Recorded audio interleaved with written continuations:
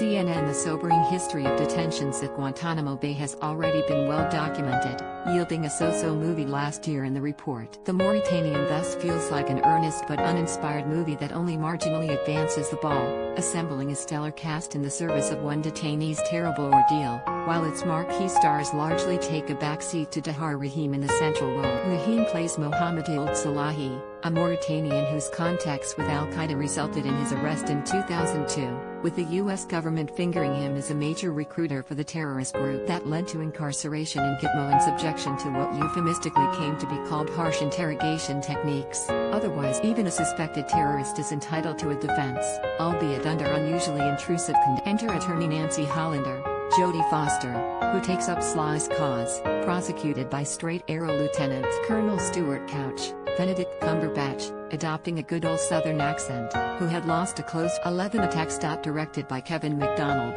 the last King of Scotland, from a script based on Slahi's memoir Guantanamo Diary. The movie oscillates among those key players, with Foster joined by Shailene Woodley as a young associate assisting her, and Zachary Levi as Couch's friend who might have information pertinent to Slahi's trial. The most harrowing material focuses on Slahi, snatched from his home when the movie begins, who somehow manages to maintain his sanity in the face of abuses designed to push him to the brink. Read more. Tahar Rahim and Jodie Foster in the Mauritanian. In perhaps the strongest wrinkle, that includes bonding with an unseen prisoner with whom he chats through a partition, despite uncertainty whether he can be trusted or represents another means of There have been many tales about the indomitable nature of the human spirit, and Rahim, who also stars in the upcoming Netflix series The Serpent, earns his place on the roster of such roles, as Slahi speaks about how he has trusted in American justice, and act of faith called into question by his. Yet the film is also the story of attorneys who stood to uphold those hallowed principles as they were bent and broken in the name of combating terrorism. As noted, the government's actions in response to the September 11th attacks have been widely debated and condemned,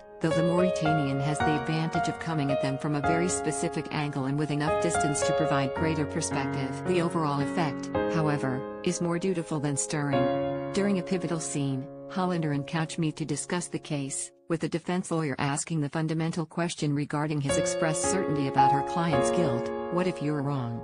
The Mauritanian is a bit of a throwback, a solid, old-fashioned piece of entertainment, but in its objective to present what being wrong meant for our view of American justice and democracy. That's one thing that the film gets very right. The Mauritanian will premiere February 12th in US theaters. It's